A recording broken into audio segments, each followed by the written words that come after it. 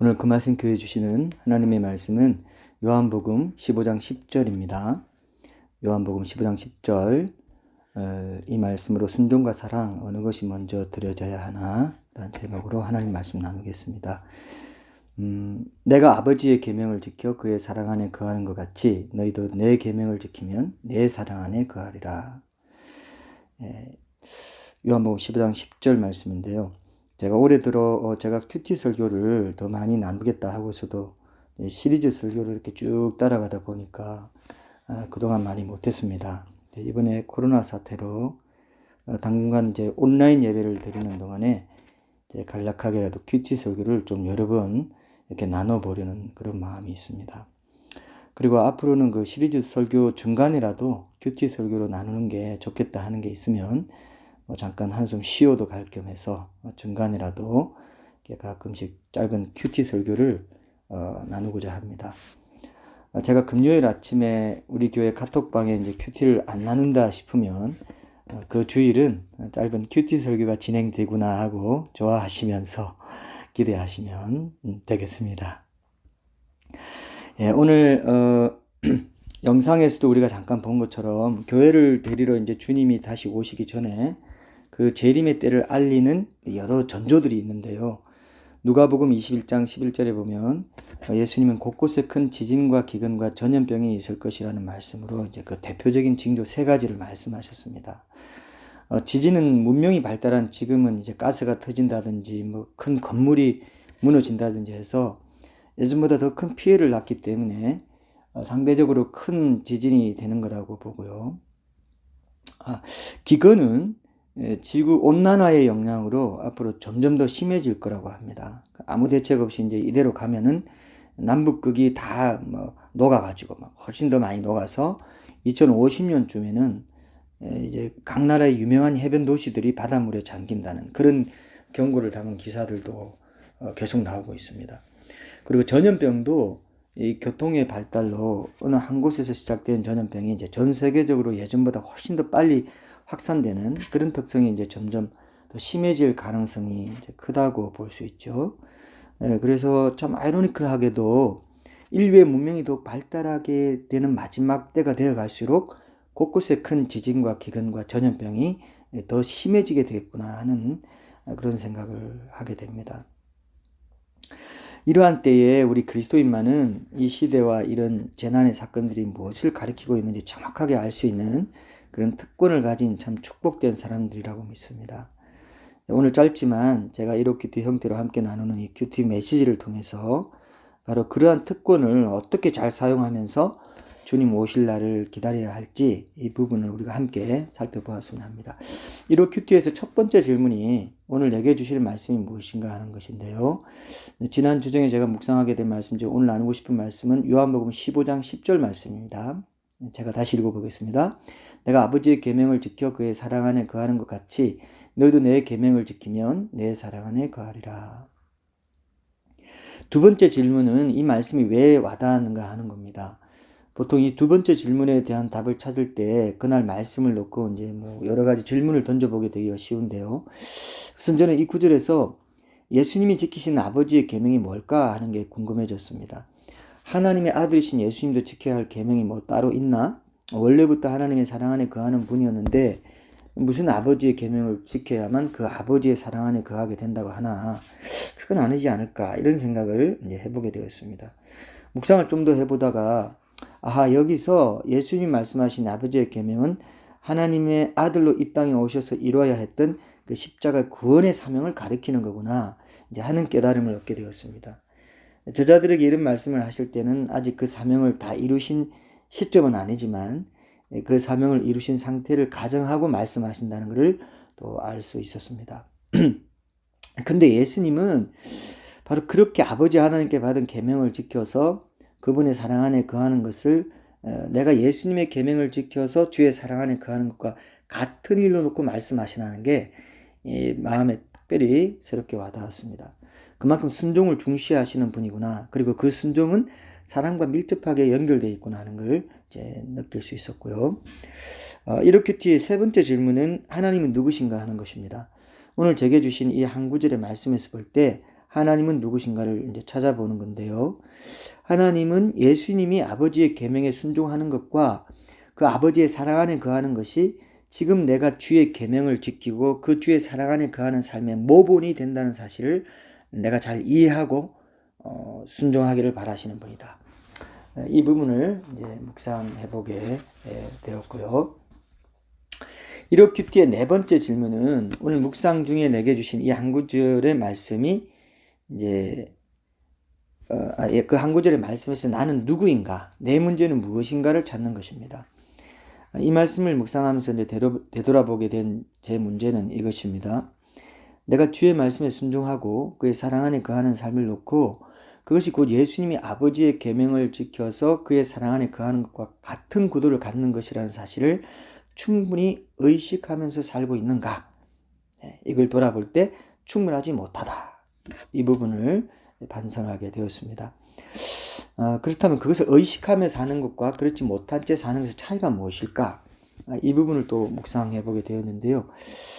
그렇게 못하기 때문에 내가 내 삶에서 온전한 믿음을 발휘하지 못하는 경우는 무엇일까? 이 부분도 함께 묵상해 보게 되었습니다. 예수님은 하나님의 아들이시니까 아버지의 계명을 지키는 일에서 실패할 리가 없다는 생각이 듭니다. 근데 나는 주의 계명을 지키는데 실패할 수 있는 연약한 존재죠.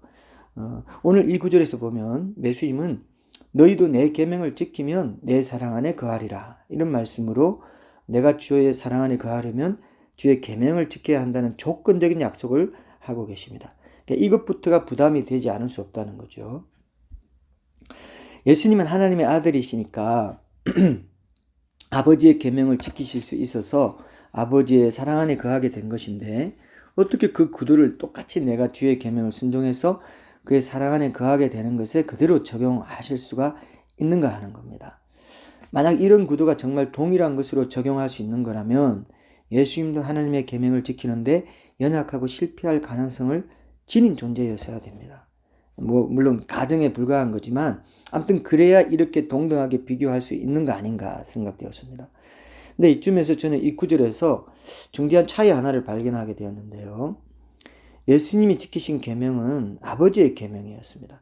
그 계명을 지켜 그의 사랑 안에 거하게 되었고, 내가 지켜야 하는 계명은 주의 계명, 곧 예수님의 계명입니다. 그 계명을 지켜서 예수님의 사랑 안에 거하게 된다는 거죠. 그러니까 내가 지켜야 하는 계명은 예수님이 아버지의 계명을 지켜서 그분의 사랑 안에 거하게 되었기 때문에 지킬 수 있게 된 계명, 또는 지키라는 명령을 받을 수 있게 된 계명이라는 겁니다. 그러니까 예수님의 순종이 없었다면 나는 아예 주의 계명을 지킬 엄두조차 낼 수 없고 그럴 자격도 없다는 사실이 이제 묵상이 되었습니다. 그래서 아버지의 계명과 내 계명, 곧 주의 계명을 구분해서 말씀하신 거구나, 이런 생각을 해보게 되었고요. 예수님이 아버지의 계명을 지키지 못했다면, 그러니까 예수님이 구원의 십자가의 사명을 이루지 못하셨다면 애초에 내가 예수님의 계명을 지킬 자격이나 그 계명을 지키라는 명령을 받을 자격조차도 없었을 거라고 생각됩니다. 그러니까 이 구도는 단순 비교해서는 안 될 구도라는 거죠. 예수님이 아버지의 계명을 지켜야 하는 순종의 사명은 예수님 외에 다른 그 누구도 지켜낼 수 없는 거죠. 근데 그것을 예수님이 유일하게 지켜내시고 그 아버지의 사랑 안에 거하시게 된 후에는 그 은혜 안에서 내가 이제 예수님의 계명을 지키면 그분의 사랑 안에 거하게 된다는 것입니다. 그렇지 않았다면 내가 아무리 예수님의 계명을 지킨다 해도 그분의 사랑 안에 거할 수 있는 길은 어디에도 없다는 거죠. 그러니까 내가 주의 계명에 순종하는 것은 예수님이 아버지의 계명에 순종하는 상황과 완전히 똑같지는 않습니다. 저는 오늘 묵상한 본문의 말씀을 결국 이렇게 조금 바꾸어서 이해하는 게 적용점을 찾는 데 더 좋겠구나 하고 묵상하게 되었는데요. 예수님 지금 우리에게 이렇게 말씀하십니다. 내가 먼저 아버지의 계명에 순종해서 그의 사랑 안에 거하는 일을 이루었으니 이제 너희도 나에게 그렇게 할 수 있다. 근데 그동안은 제가 이렇게 순종할 수 있는 것도 예수님이 큰 고난 가운데 이미 이루어 놓으신 순종의 은혜 덕분이라는 사실을 충분하게 깊이 생각하지 못하고 감사하지 못해온 자신을 돌아보게 되었습니다. 이제 이것이 제 문제였다는 것을 이제라도 고백하지 않을 수 없고요. 마지막 1억 기도의 5번째 질문, 나는 어떠해야 하는가? 이 질문을 놓고 이제 결론적인 적용점을 찾아보았는데요. 이 부분에서 제가 최근에 경험한 에피소드 하나를 함께 나누고 싶습니다. 바로 얼마 전에 우리 교회 지체 중 한 분이 이제 눈 수술을 하게 되어서 주일 오후에 안양에 있는 병원에 가서 함께 이제 이야기도 나누고 이번 수속 절차에도 함께하는 그런 시간을 가졌었는데요. 그날 마침 눈이 거의 안 내렸던 이번 겨울로 보면 눈이 이제 꽤 내리는 그런 날씨였습니다. 주일 오후라서 이제 예배 마치고 가족이랑 또 권사님 한 분도 함께 갔었는데 이제 저녁 무렵이 다 돼가지고 권사님이 사실은 분당에 이제 일을 끝내고 차로 모시다 드리려고 이제 안양 평촌에서 분당을 넘어가는 산고개 같은 데를 이제 딱 지나가려고 할 때였습니다. 갑자기 눈이 더 많이 이제 내리는 상태여서 그랬는지 차들이 다 딱 멈춰서 버릴 만큼 큰 정체가 일어났습니다. 제가 기억하기로는 한 50분 정도는 그 상태로 한 자리에 그대로 서 있었던 것 같은데요. 깜깜하게 어두워지는 데다가 눈은 더 내리고 주위는 다 산이고 도로의 앞뒤가 뭐 차로 다 막혀 있어가지고 돌아갈 수도 없고 해서 정말 이제 막막한 그런 상황이었습니다. 그런 상황에서 약간 짜증이 날 것 같은 그런 순간에 바로 그때 항상 기뻐하라 범사에 감사하라는 말씀이 딱 떠오르더라고요. 이렇게 어떤 상황에서 여러분 하나님의 말씀이 떠오르는 거, 이거는요 거의 100%로 그 시간에 내게 개인적으로 들려주시는 하나님의 음성이라고 보시면 됩니다. 이런 순간의 음성도 이제 일상에서 계속 주의 말씀을 기억하려고 하고 하나님 임재 연습을 추구하다 보니까 이제 들려주시는 거라고 믿는데요. 성령님이 이 상황에서 이 말씀을 주시는구나 이런 생각이 드니까 이렇게 막막한 때에도 먼저 기뻐하고 감사해야지 하는 마음이 들면서 그 순간에 쉬지 말고 기도하라는 말씀은 안 떠올랐는데도 자동으로 속으로 이제 차근히 기도하게 되더라고요. 그러자 이제 마음의 평안과 여유가 찾아들고 그 작은 상황에서도 하나님의 사랑은 여전하다 이걸 이제 느낄 수 있었습니다. 그렇게 하는 가운데 조금 시간이 지나니까 빡 막혀서 오늘 뭐 밤 안에 집에 들어가겠나 싶던 그 모든 교통 상황이 정말 거짓말처럼 마치 뭐 홍해가 갈라지듯이 일시에 풀려서 무사히 집으로 돌아올 수 있었습니다. 지금도 이제 코로나 사태로 인해서 온 나라가 이제 뒤숭숭하고 우리 마음도 쉽지 않습니다. 그러나 이것조차도 감사하고 이 상황에서도 기뻐하라는 것이 그리스도 예수 안에서 우리를 향하신 하나님의 뜻이라는 것이 이제 데살로니가전서 5장 16절에서 18절 말씀이죠. 왜 그렇습니까? 예수님이 이미 순종하신 십자가 구원의 그 사명, 그 은혜로 인해서 우리가 항상 그리스도 예수 안에 있게 되었기 때문입니다. 그렇기 때문에 우리는 주의 계명에 순종하는 것을 통해서 그의 사랑 안에 지속적으로 거할 수 있는 특권을 가지고 있습니다. 이 축복된 특권을 가진 것만으로도 어떤 상황에서든 기뻐하고 감사하는 순종을 통해서 주님을 기쁘시게 해드려야 될 우리의 책임과 의무에 늘 깨어 있어야 한다고 믿습니다. 아까 제 에피소드를 나누면서 이제 잠깐 말씀드린 것처럼 어떤 상황에서도 기뻐하고 감사할 수 있을 때 기도가 나옵니다. 안 그러면 기도가 안 나옵니다. 그리고 그렇게 기뻐하고 감사하고 기도하는 순종이 안 되면 실제적인 믿음의 도약이 일어나지 않는다는 것입니다. 오랫동안 신앙생활을 해도 이 순종이 안 되면 결국 주의 사랑을 그만큼 더 많이 맛보고 누릴 수 있는 기쁨과 행복과 만족을 놓쳐버리게 된다는 거죠. 그래서 저는 순종과 사랑 중에 어느 것이 먼저 들어져야 하나 하는 질문을 누가 한다면 오늘 설교의 제목이기도 한데요. 순종이 먼저라고 저는 말하고 싶습니다. 반드시 순종의 관문을 먼저 통과할 때 주의 사랑 안에 거하는 기쁨을 맛볼 수 있다는 겁니다. 실제로 예수님이 그러셨기 때문에 우리에게도 먼저 순종하면 그의 사랑 안에 거하게 된다고 말씀하시는 거죠. 지금처럼 어려운 상황에서는 서로 사랑하라는 주의 계명도 귀하고 우리가 온전히 순종해야 될 그런 제목이지만 무엇보다도 국가적으로 어렵고 힘든 상황에 있는 지금은 우리 마음을 지켜야 됩니다. 항상 기뻐하고 범사에 감사하라는 말씀에 그래서 특히 더 순종해야 될 그런 때라고 생각합니다. 이러한 순종이 먼저 드려져야 사랑이 새나가지 않습니다. 그래서 주의 사랑 안에 지속적으로 거하는 삶이 가능해진다는 것입니다. 이게 안 되면 지속적으로 주의 사랑 안에 거하지 못하고 늘상 들쑥날쑥한 그런 삶을 살게 되는 거죠. 물론 순종과 사랑은 선순환의 관계에 있습니다. 순종하면 사랑 안에 거하게 돼가지고 마음에 큰 기쁨이 있고 그로 인해서 또 순종할 힘이 생깁니다. 그러나 이러한 선순환을 시작하게 하는 출발점은 순종이라는 거죠. 그래서 순종이 순종을 낳는다는 말씀이 정말 맞는 말씀입니다. 순종은 영적인 마중물과도 같다는 거죠. 반드시 순종이 먼저 있을 때 그 순종에 이어서 사랑이 풍성해집니다. 그리고 실제로도 주께 향한 우리의 사랑을 입증할 통로 역시 순종밖에는 없습니다. 사랑은 그와 같은 사랑으로 입증하는 게 아니고 순종으로 입증한다는 게 영적인 법칙이에요. 왜냐하면 예수님이 아버지의 명령이요 이 계명인 십자가 구원의 사명을 이루시는 순종으로 먼저 그 본을 보이셨기 때문입니다. 그래서 영적인 법칙이 된 거예요. 근데 어떤 사람들은 보면은 주께 대한 사랑을 그냥 주를 사랑하는 것으로만 나타내려는 사람들이 있습니다. 사랑한다는 고백, 사모하는 마음, 이것만으로 뭐 어떻게 적당히 땜빵하고 지나가 보려고 하는 그런 경향이 있습니다. 그런 사람들은 그 사랑이 풍성해지지 않고 늘 제자리 걸음할 가능성이 높습니다. 주를 사랑하는 마음의 중심도 주를 기쁘시게 하는 데 있지 않고 그냥 자기 만족적인 데 머무는 그런 이기적인 사랑일 가능성이 높습니다. 이런 사람들의 특징 중에 하나가 맨날 큐티하면서 어떻게 해야겠다 결단해놓고 그 결단의 내용 자체를 까먹어 버립니다. 주를 정말 사랑한다면 내가 순종하겠다고 결단한 그것을 내 일상 속에서 1차적으로 기억해야 되는데 그래야 순종할 가능성도 더 열리는데 그것 자체에 별로 큰 관심이 없는 거죠. 그러니까 주의 사랑 안에 거하는 삶도 늘 비상적이고 환경에 따라 오락가락 하게 됩니다.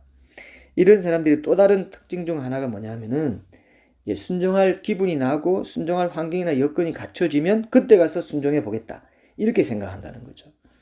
이런 생각을 갖고 있으면요 평생 제대로 순종하지 못합니다. 아니 평생을 가도 순종할 수 있는 기회가 안 생깁니다. 그 기회가 실제로 안 생기는 게 아니라 매일 매 순간 그 기회가 주어지는데도 자신만은 그것을 그 영적인 모멘텀을 알아차리지 못하고 그냥 지나치게 된다는 겁니다. 그러나 순종할 마음을 가진 사람은 그 기회를 알아보게 돼요. 희한하게 알게 해주십니다. 예수님은 우리가 지킬 수 없는 것을 지키라고 명령하실 분이 아닙니다. 그래서 내가 안 지키면 나중에 나 스스로가 반드시 책임을 져야 될 그런 명령을 내리시는 분이세요. 그렇게 예수님의 구원의 은혜를 받은 자는 다 지킬 수 있는 걸 명령하시는 것이기 때문에 우리가 그 은혜를 깊이 돌아보지 않아서 이 엄청난 순종의 특권과 축복을 무심하게 지나가는 삶을 산다고 할 때 그 책임을 우리가 지게 될 거라는 것입니다.